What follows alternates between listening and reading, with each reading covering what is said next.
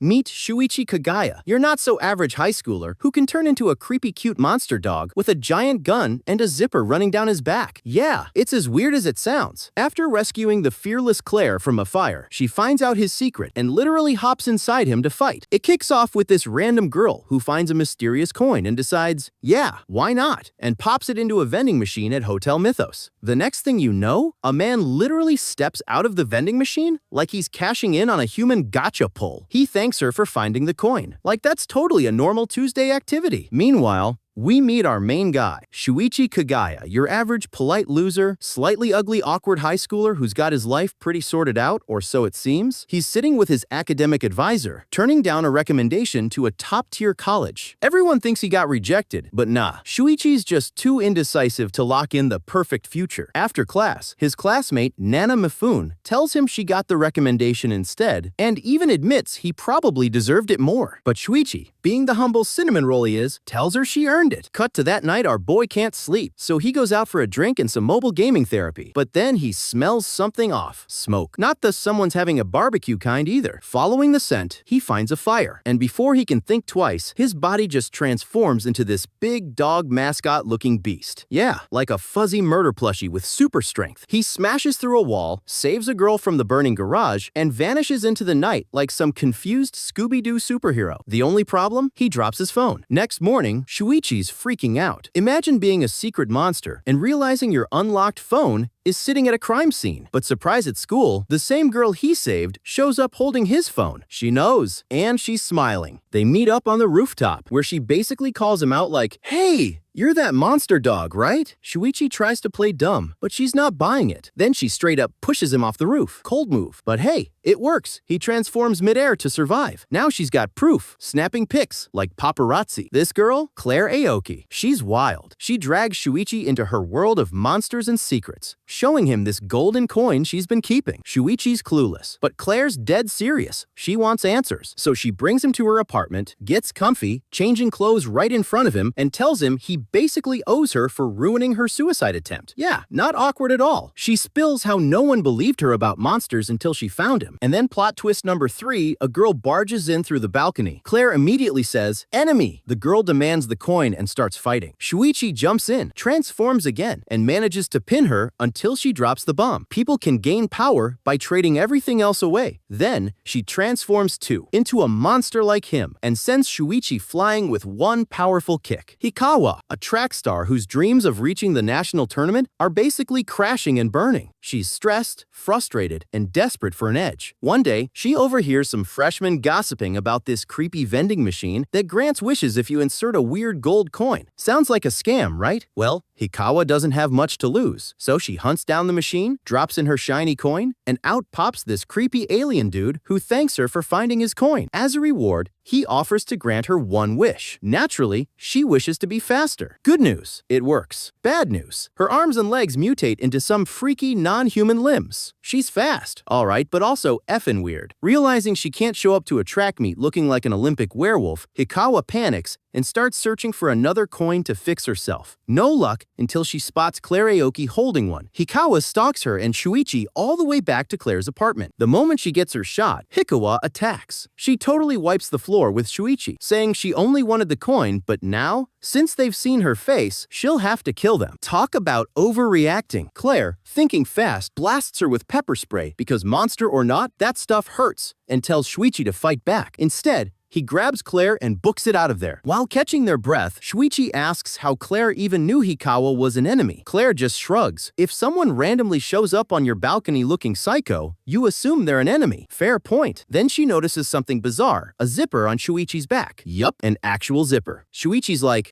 that's new. And Claire, ever the curious one, unzips him. Inside, nothing, just empty space. Which gives her the bright idea. What if she goes inside him to unlock his full power? And somehow, That logic wins. She literally climbs into him, fusing with Shuichi to control his body. When Hikawa tracks them down again, Clair, now piloting Shuichi like a mech suit, takes full control. She fights back hard, grabbing Hikawa's leg and threatening to snap it if she doesn't spill everything about the coins. Hikawa refuses, so Clair goes full savage and actually breaks her leg. Then she lifts Hikawa up, points Shuichi's gun at her, and fires, killing her on the spot. A week later, Shuichi's back to pretending everything's fine, but Clair calls him up. She's like, "No one knows what happened, so we're safe." She admits that being inside him was intense. She felt all his emotions: fear, anger, guilt. Shuichi wants to move on, but Clair insists they'll need to fight again because monsters like them are out there. She even promises, "If you die, I die too." Romantic? Disturbing? Bit of both. When Shuichi jokes about dying now, Clair actually jumps off a ledge to prove her point. Shuichi catches her, because of course he does. And that's when Clair drops her real goal. She's searching for her sister, who's also a monster, and the one who killed their parents. Then we get a flashback. Half a year earlier, the same alien from the vending machine is chatting with Elena Aoki, Clair's sister. He asks for her help, collecting coins and promises to grant her any wish she wants. Elena, curious, asks if she can use her wish on someone else. When Alien says yes, she smiles, because there's someone out there she really wants to be with. So, our favorite mysterious alien is back, holding one of those shiny gold coins and mumbling to himself like he's running quality control for chaos. He confirms that machines can't actually see him, only humans can. But he's not worried. He's convinced humans are good and will totally help him find all the coins. Yeah, sure, because that's been going great so far. Meanwhile, at Clair's apartment, things are getting awkward fast. She tells Shuichi they need to figure out what they're capable of when she's inside him. Yes, that still sounds as weird as it is. She casually starts undressing, claiming it's too hot inside and clothes would just get drenched. Shuichi, red as a tomato, shoves a swimsuit at her like, "Fine, but at least wear this. You're not ruining my mental health any further." Once she climbs inside, they experiment with movement, and Clair quickly realizes she's got more control over Shuichi's body than he does. She can even stop him mid-motion, basically turning him into her monster puppet. Later, Shuichi's stuck cleaning her apartment dishes, floors, the works like the world's most overpowered housemaid. Clair then shows him some of her sister Elena's clothes, and while sniffing, yes, actually sniffing them, Shuichi realizes he can pick up scents like a bloodhound. Unfortunately, what he smells is terrifying. The scent of blood. Lots of it. Clair confesses that while she didn't see her sister kill their parents, she came home to find their bodies and Elena standing over them as a monster. Shuichi's stomach drops. The smell confirms it. Elena really did it. Determined to find her sister, Clair drags Shuichi out shopping for food before their monster hunt. Shuichi nervously asks what she'll do when they find Elena. Clair says she just wants answers. Why she became a monster, and why she killed their parents. Days go by with no luck until one evening, Shuichi catches a whiff that nearly makes him freeze. He turns and spots a girl stepping off a train. The scent is unmistakable. It's her, Elena Aoki. Clair slips inside Shuichi, ready for round 2. Her plan? Shoot first, ask questions later. She tells Shuichi to aim for Elena's legs while she pulls the trigger. But when the moment comes, Shuichi realizes she's not aiming to injure, she's aiming to kill. He flinches, throwing off her aim, and the shot misses. Bad move. In a flash, Elena transforms faster, stronger, and way scarier than Shuichi could ever hope to be. She's behind him in seconds, and he instantly knows he's completely outmatched. Then, out of nowhere, Elena calms down, turns human again, and actually apologizes. She says she knows who Shuichi is, and that she understands why he came to kill her. She even suggests they talk somewhere private. But her apology isn't for Clair, it's for Shuichi. She drops a bombshell. She's the one who made him into a monster. Clair's mind spins, wondering what that even means, until she realizes Elena knows she's inside Shuichi. Her eyes go cold. In one terrifying instant, Elena's rage explodes. She grabs Shuichi and without hesitation rips off his head. "Get out!" she growls to Clair, her voice trembling with fury. "That body belongs to me!" Elena literally ripping off Shuichi's head in a rage. Not her best moment, obviously. The second she realizes what she's done, she freaks out, apologizing and calling out to see if Shuichi's still alive. Spoiler, he's not looking great. That's when Clair, still very much done with her sister's drama, pulls Shuichi's gun and fires, but the bullets just phase right through Elena like she's a ghost with God mode turned on. Elena effortlessly knocks Clair down, and when the fight dust settles, she suddenly recognizes her little sister. Confused and probably a little heartbroken, Elena asks Clair why she's inside Shuichi of all people. Clair doesn't sugarcoat it. She's here to kill her sister and demands to know why she murdered their parents. Elena's explanation is darkly casual. Turns out their dad was a corrupt legislator, pulling shady deals behind the scenes. Their mom was having an affair with a younger man, and just to twist the knife, Elena reminds Claire that she herself once said she'd kill them someday. So Elena basically says, "Relax, I just did it for you." Then she tries to spin it like a touching family moment, saying she's strong now and will protect Claire from now on. She even asks if Claire kept the coin she gave her. Claire didn't, so Elena just hands her another one and cryptically mentions an abandoned motel before leaving after a phone call. Once night falls, Claire quietly tells Shuichi she's ready to keep her promise and actually aims Shuichi's gun at her head. She's serious about dying with him. But then Shuichi's voice comes out of nowhere, weak but alive, telling her not to do it. She freezes, realizing he's still hanging on. Later, they drag themselves to that sketchy abandoned motel, where they meet the alien again. Yep, the weird guy who started all this. Claire begs him to fix Shuichi. He examines the body and says he can, but he'll need one of those golden coins. After using it in the vending machine, he gives Shuichi some bizarre alien healing drink. While they wait for it to work, the alien starts getting a little creepy. He compliments Claire's body, explains that his species usually doesn't have physical forms, but since he's stuck in a human one now, he's suddenly feeling things. Claire, naturally, punches him before he gets handsy, to prove he's not a bad guy. Totally convincing move. Dude, he asks for a pubic hair, yeah, you read that right, but settles for one from her head. He eats it and turns into a perfect copy of Claire. She's horrified, and he's just casually explaining alien shapeshifting like it's no big deal. When Shuichi finally heals, Claire hugs him tight in relief. The alien then drops some heavy sci-fi lore. His people turned themselves into data coins ages ago because physical bodies were a pain during space travel. Their ship crashed on Earth, scattering the coins everywhere, and now he needs humans, aka collectors, to gather them up. As payment, one coin gets you a transformation, and collecting 100 apparently lets you do something amazing, like becoming a superpowered anime god or something. Claire immediately asks about Elena, but he suddenly plays dumb, claiming he can't reveal personal information. Heading home, Claire admits it'll be tough figuring out the connection between Shuichi and Elena, but Shuichi stops her. He warns that if she keeps this up, she'll die someday. Claire, though, says her life is better now even after everything. The lowest point of her life was when her parents died and Elena vanished, but since meeting Shuichi, she's found purpose again, even if that purpose involves crawling inside a monster suit. Cut to school life, where Shuichi bumps into some jerks who demand an apology. He grabs one guy's arm and nearly breaks it before Abukawa swoops in to calm things down. Later on the rooftop, Nana Mifune shows up to return his notebook. Shuichi, still brooding, asks her what she'd do if the world was ending because some superpowered psycho got too strong. Nana answers simply she'd want to protect her friends and family. Shuichi gives her a quiet nod. Yeah, he says, that's what a normal person would do. Then he walks off, leaving Nana confused and us realizing that Shuichi's starting to see just how normal his life has become. So, out in the woods, some random ladies trudging through the trees, hoping to find one of those mysterious alien coins everyone's suddenly obsessed with. She figures the forest's gotta be a better bet than the city. Fewer people, more weird energy. You know the vibe. But before she can even catch her breath, this guy Madoka and his squad show up like they own the place. He takes one look at her and is like, "Oh, you're a collector too, huh? Cool. So, you can either help me or die." And she's just standing there, completely unimpressed, going, "Yeah, how about neither?" So Madoka, being the reasonable man he is, jumps at her, ready to throw hands. Meanwhile, Claire and Shuichi are heading deep into the forest, doing their best impression of a horror movie couple that totally won't get murdered first. Claire's all business, saying they're so far in